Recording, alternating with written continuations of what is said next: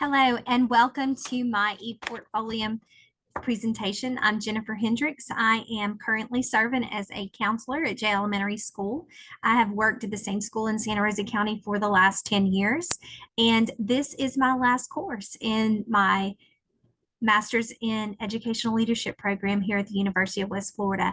I am delighted to say that this has been a tremendous experience for me. It's hard to believe that it's been a long 18 months, but a very informative and very, very beneficial program. I am going to be going through some things today to demonstrate the knowledge that I have gained throughout our program, as well as introducing you to a little bit more of me through my portfolio.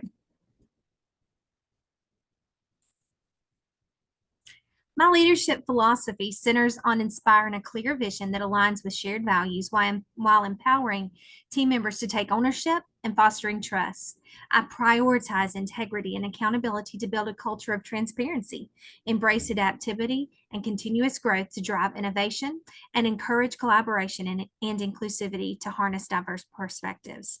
With a focus on service and community impact, I maintain open communication and feedback, while resilience guides me through challenges, all aimed at achieving collective success. I am proud to say that my work at J Elementary School has led to a great deal of community involvement in student recognition and parent involvement. In serving as counselors, I've led initiatives such as and actually designed our PBIS program, and this in and of itself has created such a unique opportunity for all of our young learners to have an opportunity to demonstrate their character education as well as recognize specific student achievement.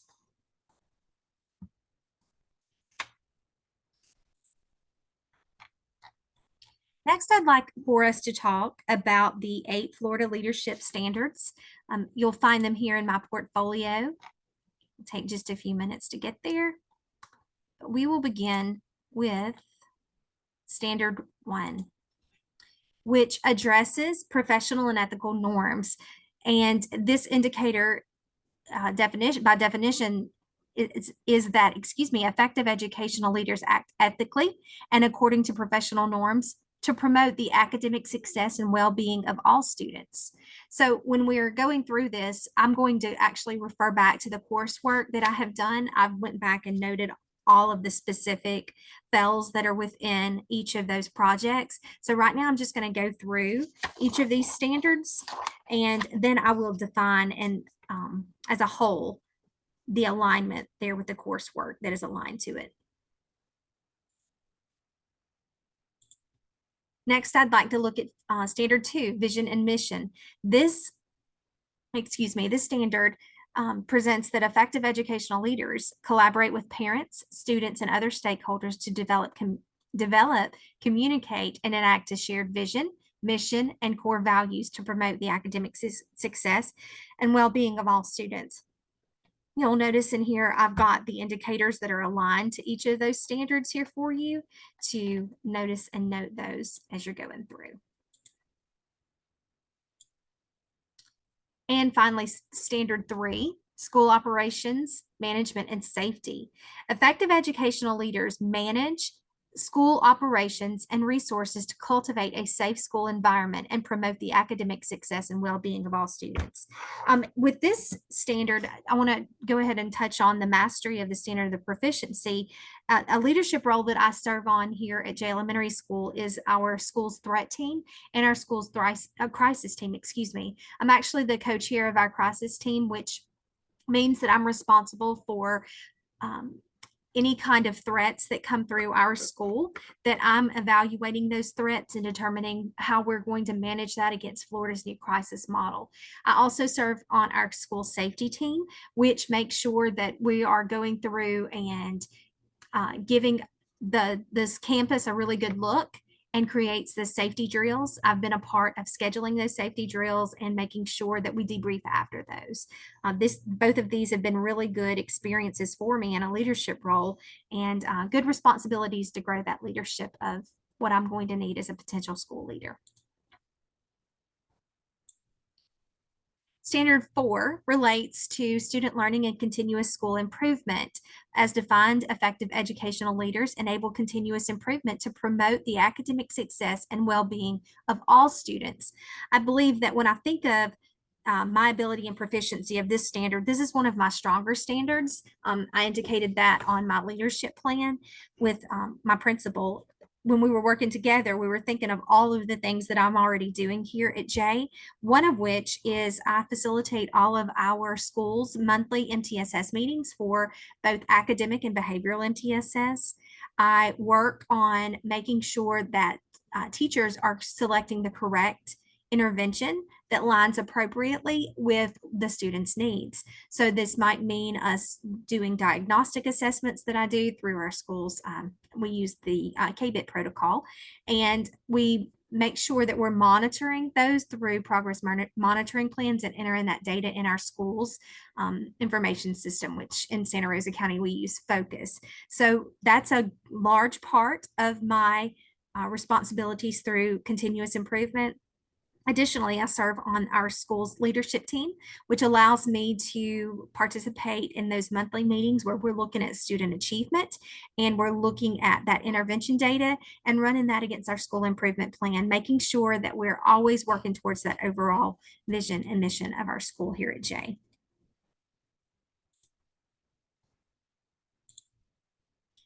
Next, I'd like to talk about Standard 5, which is the learning environment.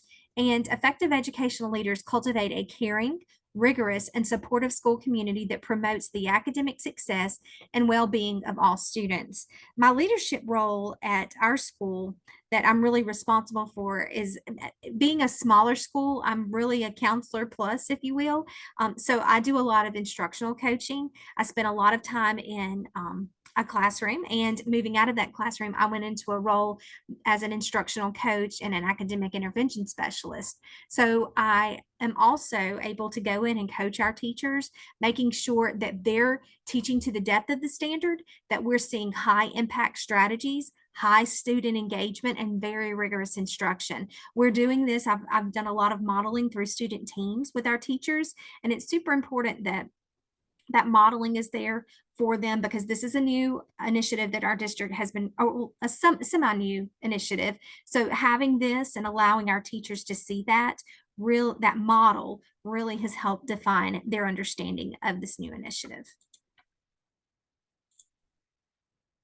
Standard 6 is recruitment and professional learning. Effective educational leaders build the collective and individual professional capacity of the school personnel by creating support systems and offering professional learning to promote the academic success and well-being of all students.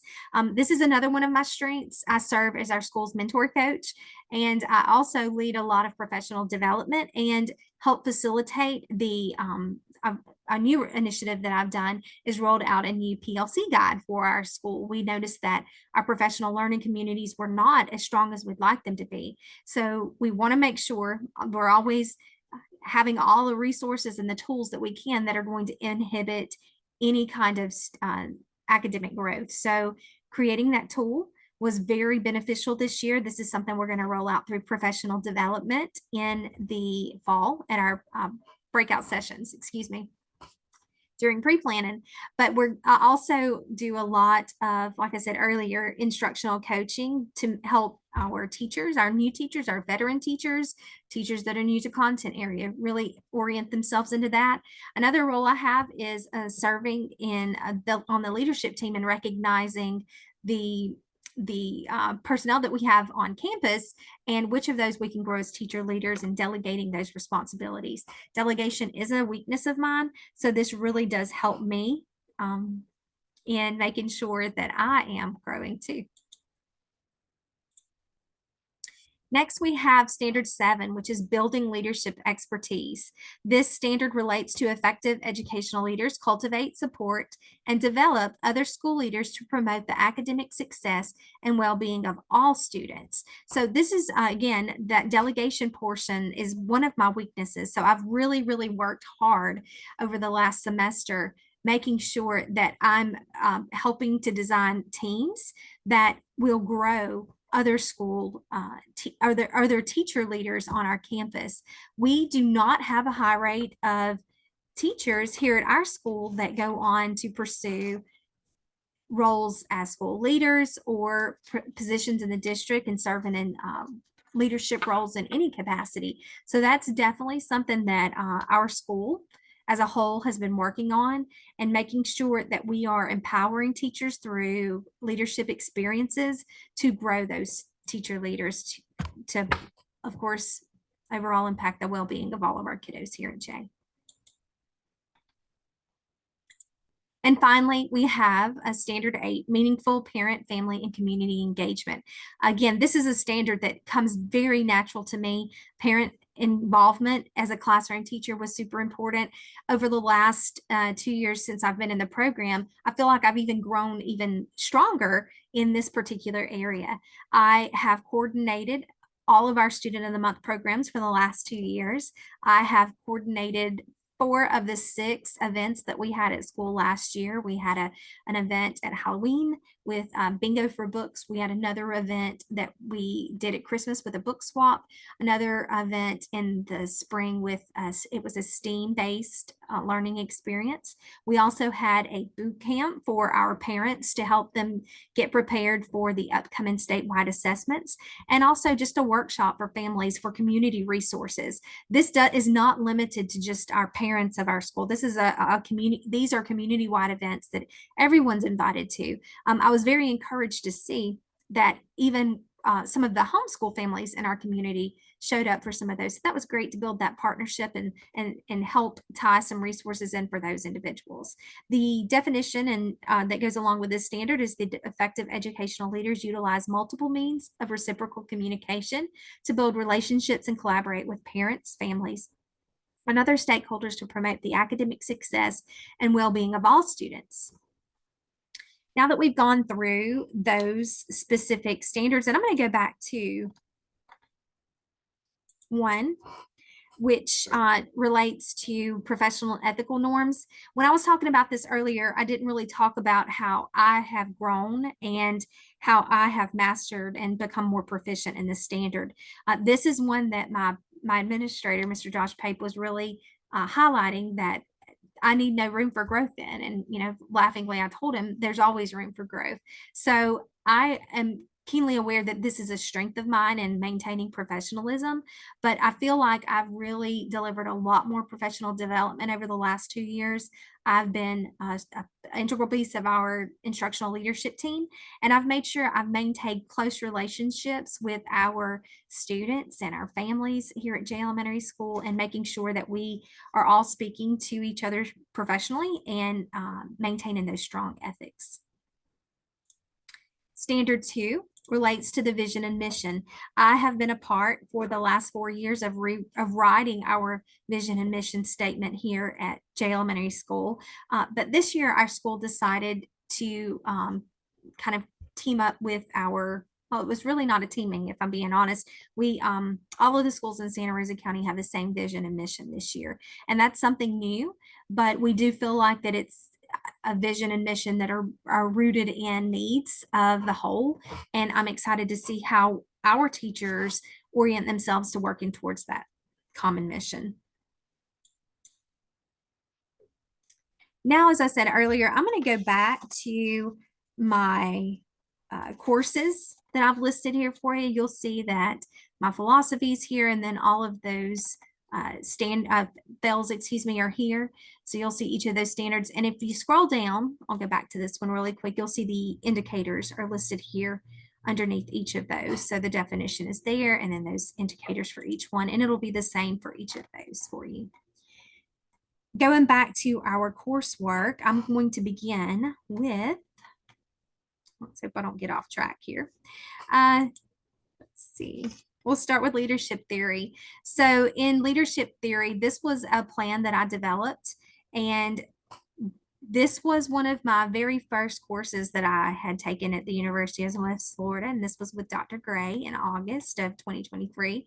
And we looked through the teacher's occupational preference inventory and learning that actualization was my greatest need. So going back, I can remember doing this assignment and learning how insightful it was to see my own leadership style. So then that way I could bridge those gaps where I might have fell short on a particular in a particular area.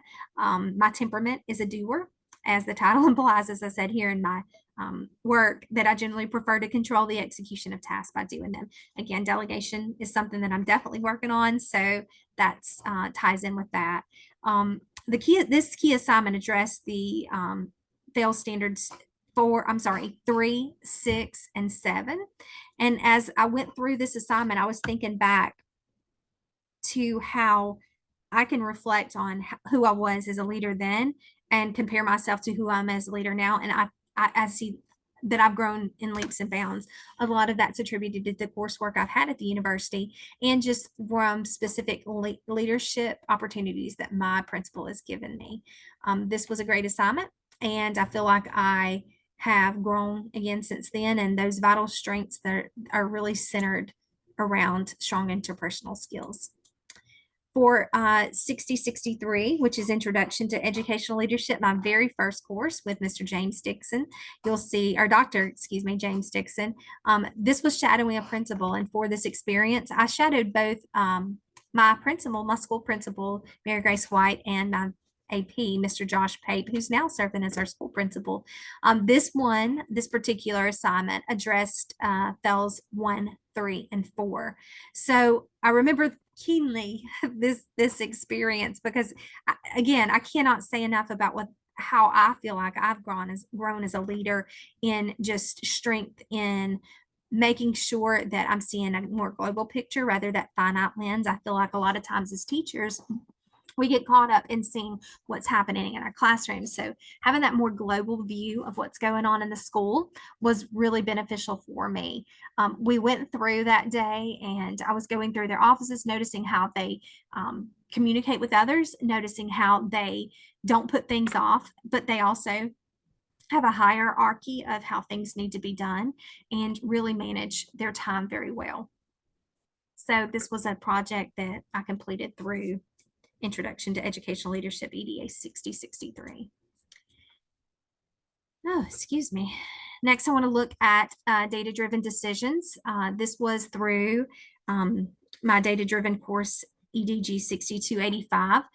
This is actually a PowerPoint that is loaded in here for you. So you'll be able to see that through this assignment, I went through and calculated the data here at J.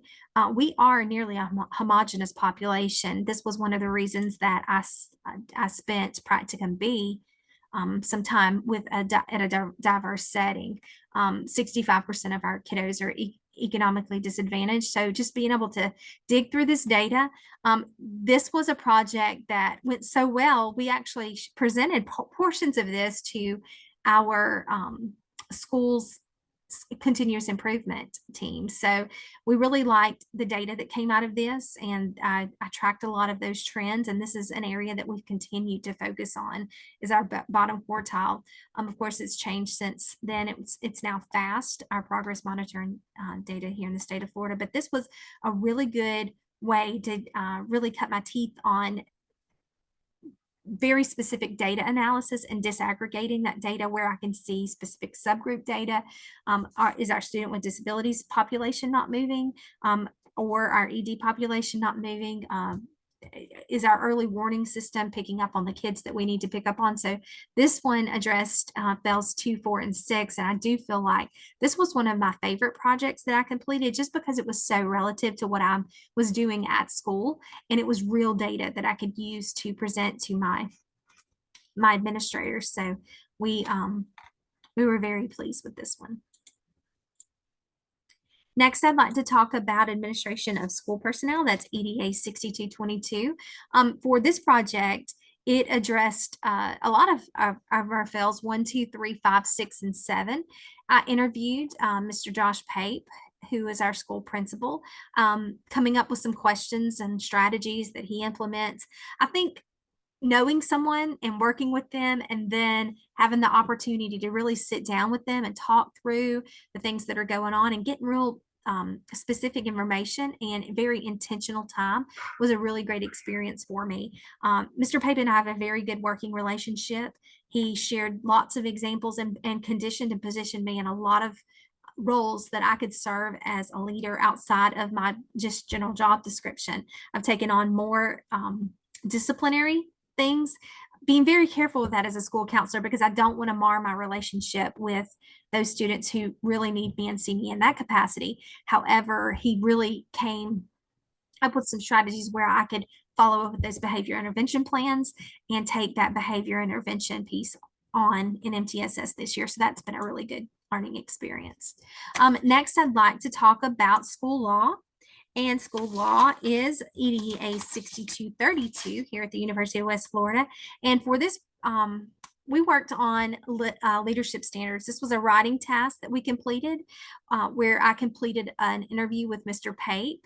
We talked about the importance of promoting leadership that's equitable and that promotes the individual freedoms of our students and how he, as a school site administrator, makes sure that he provides all of our students with equal access to everything. We talked about the different climate and culture needs of the school and how we push initiatives that are going to grow our school for those goals. So we went through a lot of different areas. We really focused on the school improvement plan and the narrative that's being shared with our school advisory committee. So we really worked through a lot of those practices. We talked about the statewide data, and this particular assignment addressed FELS 1, 3, and 5. And in this part of the course, I really think that I was able to see how strong administrators make sure that their number one goal above all else is safety, followed of course by supporting and promoting the school's vision and mission, but safety is always our first concern. This was done mid-year, so there was a lot of change that was happening. So Mr. Pape and I worked together to create a safety plan that was more relevant and changed how we did our fire drills here at J Elementary School. So that was a really good experience for me to participate in. Next, let me go backwards here. Another of my first courses here at J Elementary School. This was the school-wide improvement plan that was done through EDA 6193 instructional leadership. So for this, this was a really neat assessment, a really neat assignment for me that addressed FELS 2, 4, and 6, which relate to that school improvement plan. And this was a good way for us and to really take one objective, what strategies we're going to take to get there, and how are we going to monitor this? What are those progress monitoring pieces? Now, I will say before this class, we did some of those things, but this was a really, really good model that we actually used bits and pieces of in our instructional leadership team meetings because there were just guiding questions that went along with those evaluations, specific progress monitoring, specific SMART goal and objective, and just having a nice flow to how we can monitor our school improvement plan and those actionable steps and roles and responsibilities. So, we all have the same template in the state of Florida for our school improvement plan, but the way we pull that data out and we look at it and analyze it is going to look different at all school sites. So this was a really good tool to use early on that we've continued to use at my school since. So I was very appreciative of this project. I believe this was done with Dr. Charles Ledbetter, and it was a really, really cool experience a really cool, I guess I shouldn't say cool, but a really good and productive assignment.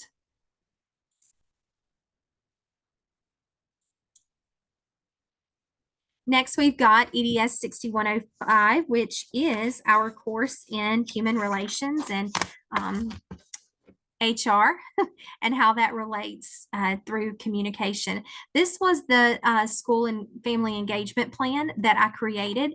Again, I'm very proud to say many of the things that we were able to do, that I was able to do, were just kickstarts and little fire starters for some initiatives here at J. So one of those was using a Lexia Core program. This is a reading program that's designed with students who may not necessarily be proficient at reading. It's also designed for students that have dyslexia and that have deficits that go beyond just that tier 1 curriculum. So we use this in a lab to support our students in tier 2, because in our district we can't use computer programs for tier 3. So this assignment really taught me the value in having that specific goal. And in this goal, we were working towards communication and how we can increase parent and student and community involvement. So we had that kickoff event for Lexia, and we were able to show parents how to use this program. We went through on the assignment end of things and looked at how we're going to train, how we're going to partner up, how we're going to pay for it, who's going to monitor it. And then in the narrative, you'll see as you go through, you'll be able to click and look on each of these specific areas that those students that were participating in this program, we did a follow-up, parent engagement plan survey, or I'm sorry, Alexia training survey. And there was a lot of good feedback that came from that. So this really taught me how to connect, which addresses our fails 3 and 8, and making sure that we're forging and fostering those strong community partnerships, leveraging that parent relationship, and making sure that we have a triangle of the school and the family, the community, that we're all working together.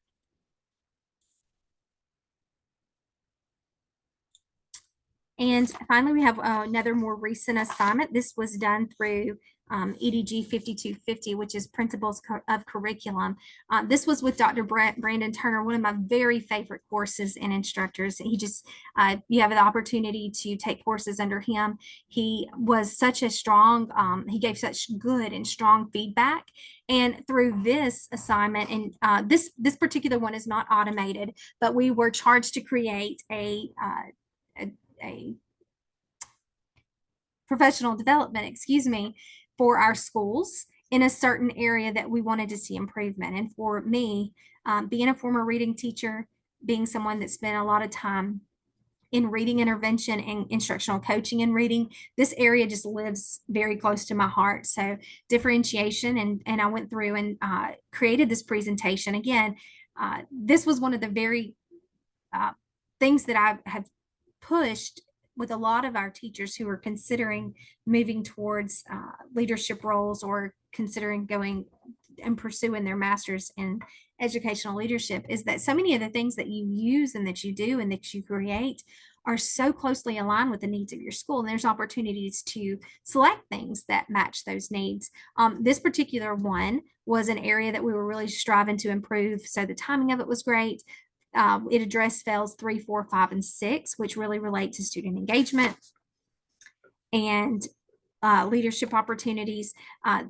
Through this presentation, I talked about how we're going to get more with differentiation, how we're going to what benefits we're going to see, and why it's important. Also talked about the negative effects of it. It does take a little more time, because I felt like those were things that were going to come up in the classroom anyway. As a result of this assignment, and reflecting back on my understanding of why we were doing this assignment, this was a very big realization for me, because I didn't really take into account the negative side of differentiation, and just assumed that a lot of people are like me and that prefer differentiation when it comes to classroom learning. But there aren't a lot of teachers who prefer that modality. They like the direct instruction. So it was very reflective for me to see the difference. And I think that that's very important, because as a potential school leader, I'm going to have a lot of diversity in my classroom teachers that I'm leading. So I want to make sure that I teeter on that line of tradition and innovation, and make sure that I'm recognizing where their strengths are in each of those. So this was a very, very good reflective piece to go through. Next, we're going to look at, this was this, critical reflection in school finance. And this addressed fails 1 and 3. And for this particular assignment, if I can get it to drag down, I may not be able to get that one to pull up. We worked on creating a reflection in a budget that we had created. We were able to look at base student allocation and a budget that we had. And this was really a great assignment that helped springboard my understanding of how FTE is calculated and how I was able to become more proficient in understanding the school-based budget and the difference between the general fund, the internal funds, the discretionary fund, and how we can use those monies accordingly. My bookkeeper always says her number one job is to keep us out of jail as school leaders. And I know, of course, she's joking, but it's true. There's a lot that goes into our school budgets. So this is a standard that I feel like I'm constantly working towards mastering with fails 1 and 3. But this is one that I really want to dig into and study at great length. And finally, we have 6503, which relates to the principalship. Hands down, the best experience that I have had, the opportunity that I had to serve at 2 school sites, my home school site and a more diverse one at SS Dixon Primary with my former principal, Miss Mary Grace White. Both of the experiences were incredibly rewarding. And of course, this experience addressed all fails 1 through 8, 1, 2, 3, 4, 5, 6, 7, and 8. So it gave me opportunities to see behavior and how behavior is dealt with between bus referrals and classroom referrals, situations that were happening in lunchrooms, quick decisions that have to be made when staff calls in and no sub picks up the job, what it looks like when you walk through the classroom observation from the school administrator's lens, and just growing as a leader. And of course, this one's one that I'm obviously continuing to work towards supporting, but I was able to work alongside Mr. Pape in helping write the school improvement plan this summer. I was able to serve as on our school's instructional leadership team, but this principalship has just, I can't say enough about the opportunities that it's given me. At first it seemed like a lot of hours, but having a principal that really wants to develop those teacher leaders absolutely made time for our needs. So this was a great reflective project for us to do, to sit down and reflect on our experiences in both practicum A and B. Next, I would like to talk about my action research plan, and it should be hiding out in here somewhere. Not, I can add that to it really quick, but it's in giraffes. Nope. Let me go ahead and move on then, and then I can add that on. The action research plan has pieces of several of our, oh, here it is. Sorry about that. This has pieces of several of components. The force field analysis was something that I did in the beginning in Introduction to Educational Leadership, and my focus was to increase parent involvement. Now, this was something that was and is very important to me, to make sure that we're making those good connections with our parents. This really was a good model, and a model that's widely used to figure out what are our agents of change, what are, our forces that are against change, and what are our forces for change. How are they going to come together? How do we meet in the middle and make sure that we are working towards our overall goal, which in this case was increasing that parent involvement. Next, this is my logic model. And my logic model worked towards those inputs, like what's working well, what are the outputs, what do we expect to see from that, who's going to participate in those, and what are our overall short and long-term outcomes. We have assumptions that when we designed this was a hard part, like what are the assumptions? And I tried to think of this from a parent's perspective and from from a school based administrator and teacher. What is the impact that we're going to make? What's that overall impact? Of course, we started with the problem that the amount of family involvement at J Elementary School had drastically decreased over the last 2 years. So how do we increase that? A lot of it was due in part to COVID, but this helped me to see things through a finite lens and putting them in an actionable plan. And as it implies, logically, how is this logically going to come together? This was a data piece that I created through data-driven decision makings. You saw this earlier. This was the data piece that I created for this assignment, but this was part of the plan. And then finally coming through with the principalship and reflecting on all of those experiences and how they come together. So that action research plan really was done with a lot of parent involvement in mind, and it was really cool to see that through to the end. Next, I want to talk about technology and how I've used technology throughout this educational leadership program at the University of West Florida.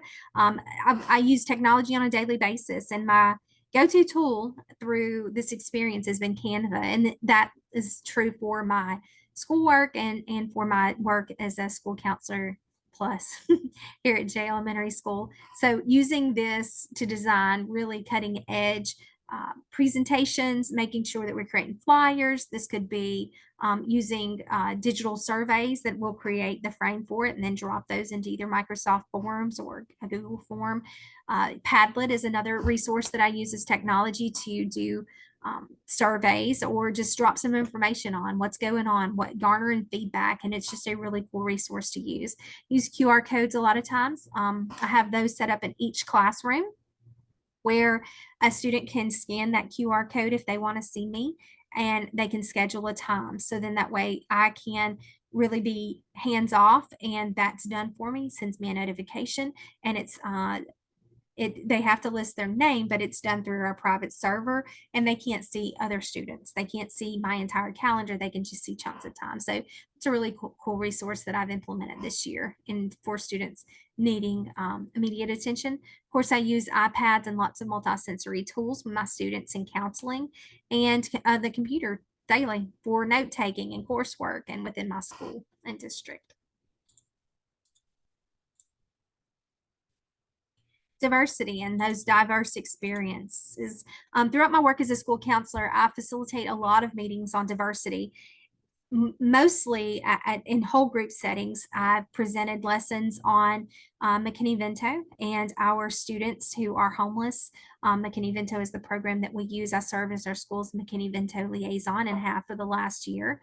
I feel like the information that I've learned through my coursework, especially in teaching those diverse populations and making sure that I'm looking at my personnel and leveraging that along with human relations and just what it's like to interact.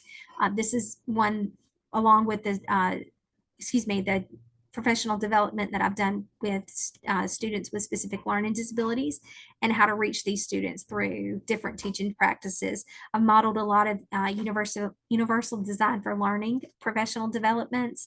That's one that I chose to use a lot in my classroom just because it allows students a lot of ways to show mastery working towards a goal. So it was really a good experience to show the tools that I've used that I actually learned through my bachelor's degree through the University of West Florida. So that this is something that I do. And then of course, working with Ms. White at that diverse setting at Dixon Primary, I was able to see how she leads at her school with a more, diverse population. She serves a population with 60% white.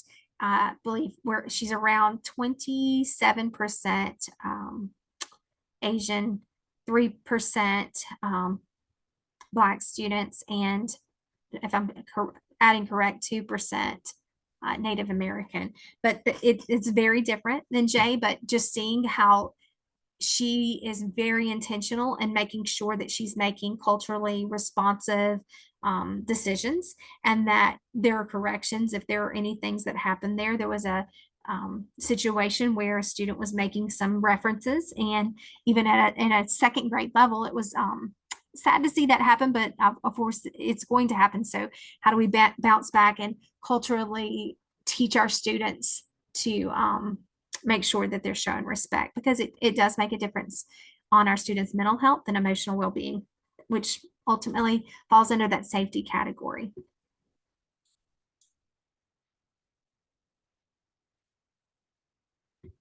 Next, I want to talk about the practicum summary, and I'm going to do that in tandem with my leadership growth plan. Again, my practicum could not have given me any more experiences than it did.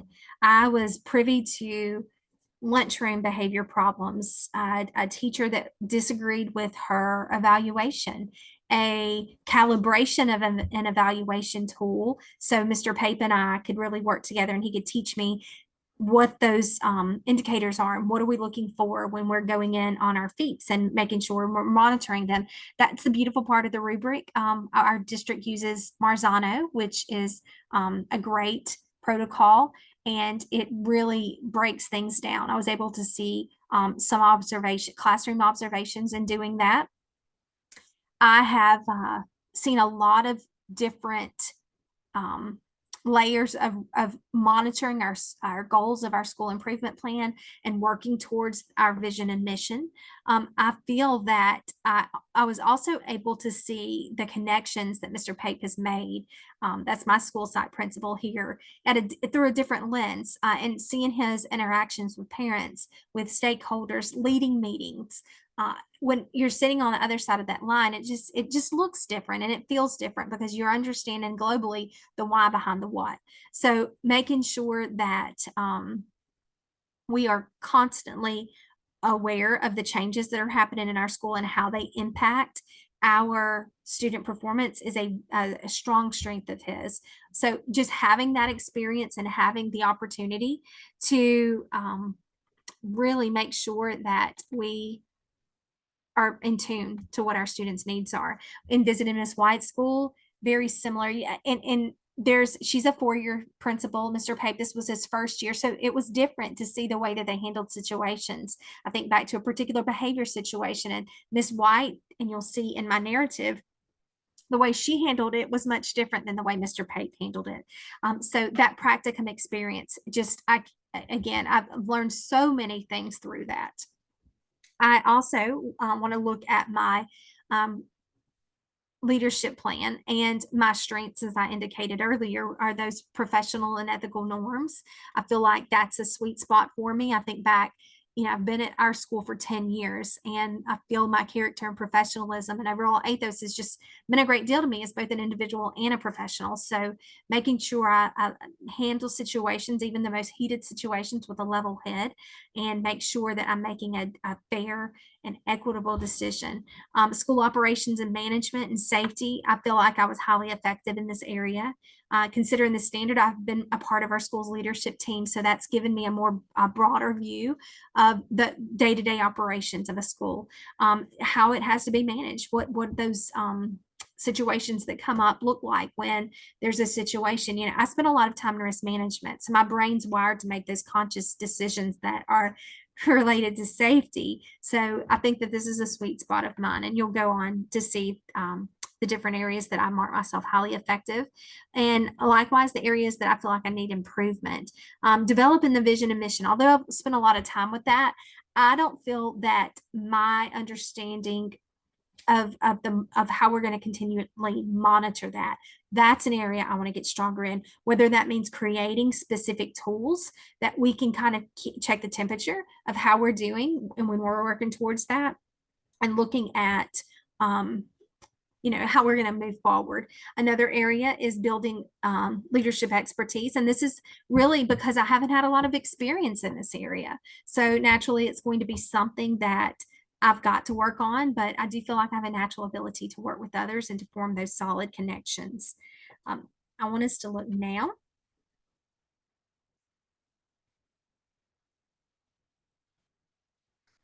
Excuse me. The personal evaluation, which should be there, but it's not.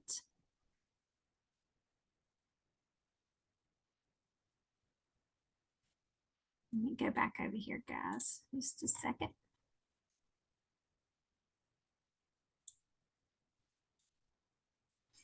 I hope that, I've done a lot of talking, but I hope that you can see through my portfolio that there's a lot of diversity in the work that I've done. Here at J and through There they are. This is tough because I feel, coming to an end, it's bittersweet. But I've got some notes here that I wanted to read. Reflecting on my journey as a leader, I recognize significant growth across several key areas that have profoundly shaped my approach. Initially, self-awareness was a pivotal aspect of my development. I really learned how to identify my strengths and weaknesses through a lot of the programs that we were given in the very beginning, the Clifton Strength Finder, and identifying that and knowing how I can take those and how it's going to impact those around me. I am someone who I feel like I've grown in actively seeking feedback from my peers and my mentors, and that's been instrumental in this process. My emotional intelligence has also played a crucial role in my growth. I feel like I'm focused on developing empathy, which in my role as a counselor is instrumental.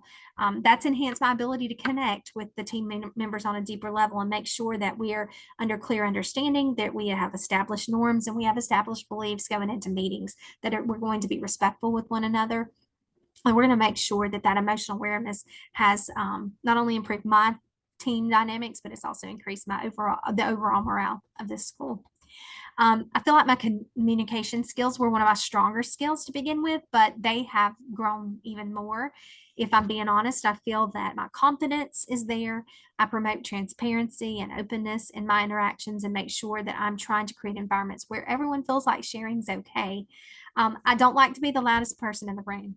I like to be that source of information, and I certainly don't mind getting up and speaking, but just knowing when the give and take is there and when to scale back a little bit and make sure that everyone has a fair and open space to work together through confidently and help them navigate transitions or difficult decisions that need to be made. Adaptability has emerged as another key component of my leadership philosophy. I feel like in facing challenges, I've learned to embrace change a little bit more than I used to, and to be able to view obstacles as opportunities for growth. This is a statement that I've always said: it's okay to fall forward, or it's okay, to foster that growth mindset. But until you're in it in a leadership capacity, that looks completely different now. So I feel like my commitment to empowering others is really deepened, and having that mentorship that I've had over the last couple of years and actively engaging others through one of my weaknesses, which is delegation, has allowed them to take ownership of the projects and me to have that weight of another task taken off of me. So that's something that's really helped me in making sure that I'm working towards continuing to hone these skills. I feel like I've grown so much as a teacher, as a leader, as a person throughout the course. When I think about the program and what this program has done for me, I can say wholeheartedly that there was not an assignment that I had that I didn't feel like I grew from. Lots of data analysis, lots of reflection, and going back to making sure we're always working towards that vision and mission of our schools. I think that the program has afforded me with and positioned me in a lot of ways with some unique opportunities in serving and being part of teams that I might not necessarily have been a part of. But it really has shown me how to take theory and how to take that theory reflects into day-to-day practice and what it looks like to see it in action, almost as if when you model something for a teacher. But I really appreciate the all of the instructors that I've had at the university and feel that I've grown exponentially through their leadership. And I cannot say enough about the experience that I've had. I hope that you have learned a lot about me through my portfolio. I hope that if you'd like to visit, this is the link that you'll come back to see. This was just my narration of all the components that we were responsible for through our presentation. Again, thank you for your time today, Dr. Walker. I appreciate you so much, and for all of the guidance that you've given me. And thank you for all of the feedback that you've given. It's really, really been beneficial to me.